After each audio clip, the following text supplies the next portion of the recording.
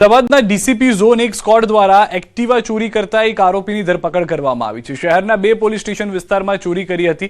ચોરીના એક્ટિવા સાથે આરોપીની ધરપકડ કરવામાં આવી। આ ગુનામાં 2 આરોપીઓ હાલ પણ ફરાર છે। ઘટનાના સીસીટીવી ફૂટેજ સામે આવ્યા છે। આ તરફ અમદાવાદથી સમાચાર। કાંકરિયામાં ક્લિનિકમાં તસ્કરનો તરખાટ। ક્લિનિકમાંથી ચાંદીની મૂર્તિની ચોરી કરવામાં આવી, સાથે 3000 રોકડ રૂપિયા અને ઘડિયાળની પણ ચોરી થઈ છે। બારીનું લોક તોડી ચોરે ક્લિનિકમાં પ્રવેશ કર્યો। સીસીટીવીમાં કેદ થયા છે તસ્કરો। મણિનગર પોલીસે ફરિયાદ નોંધી તપાસ શરૂ કરી દીધી છે।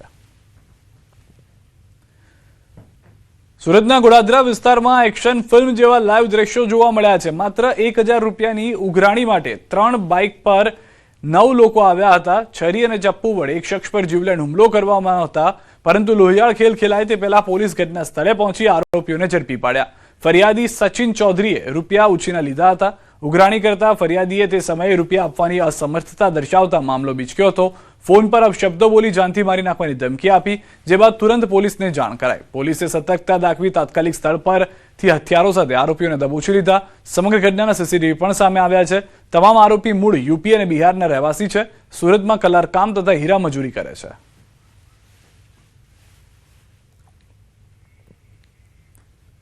અમદાવાદમાં સાવકા પિતાએ હેવાનિયતની હદ વટાવી દીધી છે। સાવકા પિતાએ 6 વર્ષની બાળકી સાથે આચર્યું છે દુષ્કર્મ।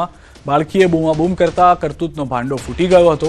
બાળકીની માતાએ પોલીસ ફરિયાદ નોંધાવી દીધી છે। કૃષ્ણનગર પોલીસે ફરિયાદ નોંધી આરોપીની ધરપકડ પણ કરી છે। 6 વર્ષ 10 મહિના અને 4 દિવસ એમની ઉંમર છે।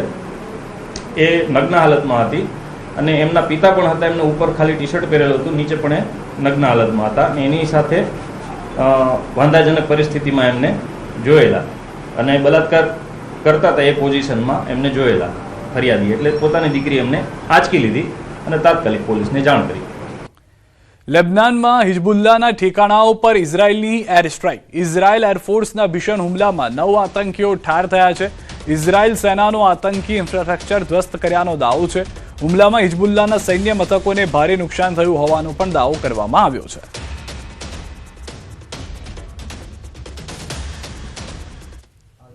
ઇઝરાયલમાં હિઝબુલ્લાહ દ્વારા કરવામાં આવેલા ભીષણ રોકેટ હુમલામાં એક રહેણાંક મકાન સીધું નિશાન બનતા ભારે તબાહી સર્જાઈ છે।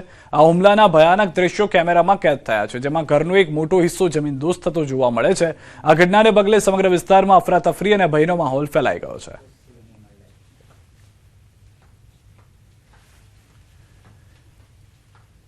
ઈરાન ઇઝરાયલ યુદ્ધ વચ્ચે ગુજરાત અને દેશના એક્સપોર્ટરોને નુકસાન થયું છે। એક્સપોર્ટર્સને નુકસાનનું કારણ જે છે તે માનવામાં આવી રહ્યું છે યુદ્ધ।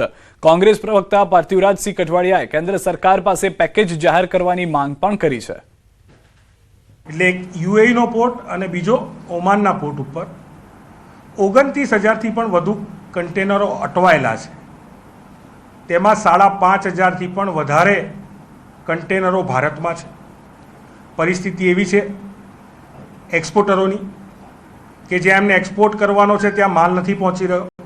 સરકાર સમક્ષ માંગ કરીએ છીએ કે બેક ટુ ટાઉન જે કન્ટેનરો આવવાના છે તેની ઉપર વોર સરચાર્જ ન લગાવવામાં આવે।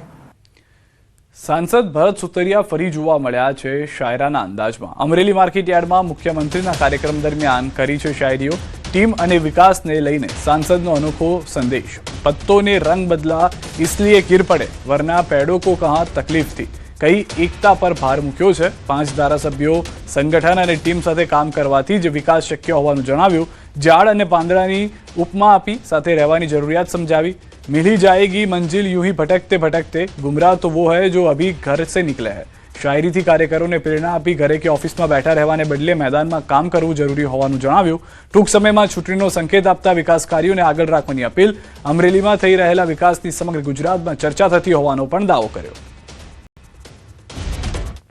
એટલે ઓલી કહેવત નથી ને કે મિલ હી જાયેગી મંજિલ यूं ही ભટકતે ભટકતે, ગુમરાહ તો ઓ હે અભી ઘર સે નહીં નીકળે। એટલે આ બધા ઘરની બહાર નીકળી ગયા એટલે આ બધો વિકાસ થઈ રહ્યો છે। એટલે ઘરે બેઠા રહીને ઓફિસમાં બેઠા રહીને વિકાસ ન થાય। पत्तों ने रंग बदला इसलिए गिर पड़े वरना पेड़ों को कहाँ तकलीफ थी। એટલે એકબીજા હારે જોડાઈ રહેવી, જેમ ઝાડની હારે આપણે પાંદડા સેવી જોડાઈ રહેવી તો જ એનો ઘટાઘાયો સાયો થાય। મોરવા હડફ તાલુકાના મેરપ ગામ પાસે પાનમ નદી પર બનેલા નવા પુલનું રાજ્યના મંત્રી રમેશભાઈ કઠારાના હસ્તે લોકાર્પણ થયું. 14 કરોડના ખર્ચે બનેલા પુલથી મેરપ અને સાલિયા સહિત 15થી વધુ ગામોને સીધું નેશનલ હાઈવે જોડાણ મળ્યું છે. અગાઉ લોકોને 40 કિલોમીટરનો લાંબો ફેરો કરવો પડતો હતો. હવે સમય અને ખર્ચ બંનેમાં બચત થશે. પુલના નિર્માણથી આરોગ્ય, પરિવહન અને વેપાર સુવિધાઓમાં નોંધપાત્ર સુધારો થશે. સ્થાનિકોની લાંબા સમયથી ચાલી રહેલી માંગ હવે પૂર્ણ થઈ છે.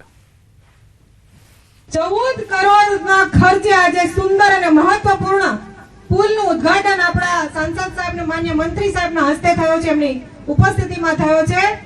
અને આજે પુલ બનવાથી આ તમામ જે સમસ્યાઓ હતી એ સમસ્યાનો કાયમી ઉકેલ આ પુલ બનવાથી થયો છે.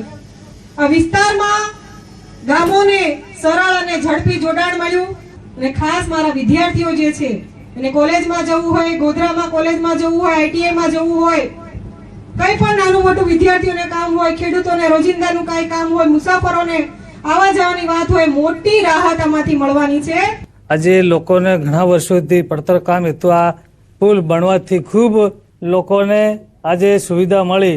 અને આજે ગુજરાતના સરકારના ભૂપેન્દ્ર પટેલ સાહેબ, નાણામંત્રી કનુભાઈ દેસાઈ, હર્ષ સંઘવી સાહેબનું ખૂબ ખૂબ અભિનંદન પાઠવું છું. અને ખૂબ અમારા વિસ્તારની અંદર આજે મોરવા તાલુકાની અંદર ખૂબ આપણા નિમિષાબેન અને સંસદ સભ્ય સાહેબની ખૂબ અથાગ પ્રયત્નથી ખૂબ સરસ મજાનો આજે પુલ બની ગયો. અને આજે ઉદ્ઘાટન અર્થે અહીંયા ખૂબ મોટી સંખ્યામાં બધા લોકો ઉપસ્થિત રહ્યા. રાજકોટ ઈશ્વરિયા ગામ ખાતે કડવા પાટીદાર સમાજનું સંમેલન યોજાયું. રાજકોટના સાંસદ કડવા પાટીદાર આગેવાન પરસોત્તમ રૂપાલાની અધ્યક્ષતામાં કાર્યક્રમ યોજાયો. પરસોત્તમ રૂપાલાએ સામાજિક પરંપરા અને બદલાવ અંગે મહત્વપૂર્ણ નિવેદન આપ્યું. તેમણે જણાવ્યું કે સમૂહ લગ્નની પરંપરામાં આપણે હંમેશા આગળ રહ્યા છીએ, જ્યાં ઊંઝા મંદિરમાંથી આવતી તિથિ અનુસાર એક જ દિવસે લગ્ન કરવામાં આવતા હતા. રૂપાલાએ ભાર મૂક્યો કે જે પરંપરાઓ બિનજરૂરી અને અયોગ્ય હોય તેને સમયસર બદલવી જરૂરી છે. તો રૂપાલાએ સમાજમાં વધતી આધુનિકતા વચ્ચે પણ વાત કરી હતી.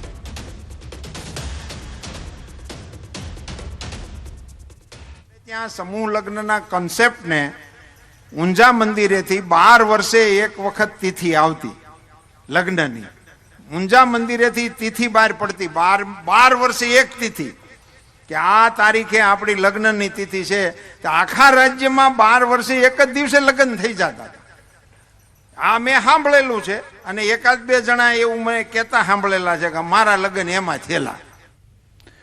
તો રૂપાલાએ સમાજમાં વધતી આધુનિકતા વચ્ચે પરંપરાગત મૂલ્યોના ક્ષય પર ચિંતા વ્યક્ત કરી. તેમણે જણાવ્યું કે આજકાલ લગ્ન પ્રસંગોમાં મહિલાઓ દ્વારા ગવાતા પરંપરાગત ગીતો બંધ થઈ ગયા છે અને તેની જગ્યાએ ભાડે વ્યવસ્થાઓ શરૂ થઈ ગઈ છે. મૃત્યુ પ્રસંગે કેવી રીતે વર્તવું તેની સમાજ નવી પેઢીમાં ઘટતી જઈ રહી છે. ખરેખર જાય ને તો હું વાત કરવી ને એને આવડતું નથી. અને ક્ષોભ પામે એવી સ્થિતિમાં આપણી દીકરીઓ ને વહુઓ ઊભા રહે છે. ક્યારેક જોઈ પડીએ ને ત્યારે અમને શરમ. ક્યાં આવ્યું ગયું આ બધું? અને કોણ આપશે એને? પરંપરા અને પરિવર્તનનો વિચાર કરવાનો હોય તો સિનિયરોએ જુનિયરને આપવા માટેની વ્યવસ્થા વિચારવી જોઈએ. એ અત્યારના સમયની જરૂરિયાત. સંસદે સહકુટુંબ પ્રથા પર ભાર મૂકતા કહ્યું કે માનવ સમાજ પ્રાણીઓ જેવી સ્થિતિ તરફ ધકેલાઈ શકે છે. આજકાલ ઘરમાં વડીલોને ડસ્ટબિન સમાન ગણવાની માનસિકતા વિકસિત થતી જઈ રહી છે, જે ચિંતાજનક છે. સાથે જ સહકુટુંબ પ્રથા નબળી પડી રહી છે અને ગામડા સાથેનો સંબંધ તૂટતો જઈ રહ્યો છે.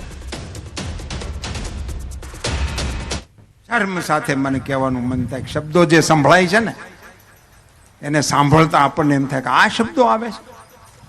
કેટલા ડસ્ટબિન છે એવું પૂછાય છે. What is this? ખૂબ ગંભીરતાપૂર્વક ચિંતન કરજો.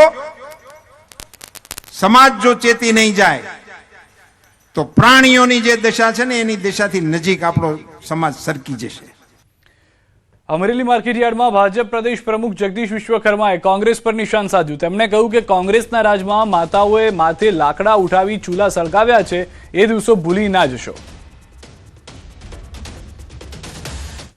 મારી એકલાની માતા અને કેટલાયની માતાઓએ એ કોંગ્રેસના રાજમાં એ માથે લાકડા લઈ અને ચૂલા સળગાવતા હતા. એ દિવસો ભૂલી ના જતા. કોંગ્રેસે હંમેશા કોઈ પણ માતા અને બહેનનું હર હંમેશા અપમાન કર્યું છે. તમારા નેતાના માતૃશ્રી ઇટાલીથી આવે છે એટલે એને કદાચ ચૂલાની ખબર નહીં હોય, ધુમાડાની ખબર નહીં હોય.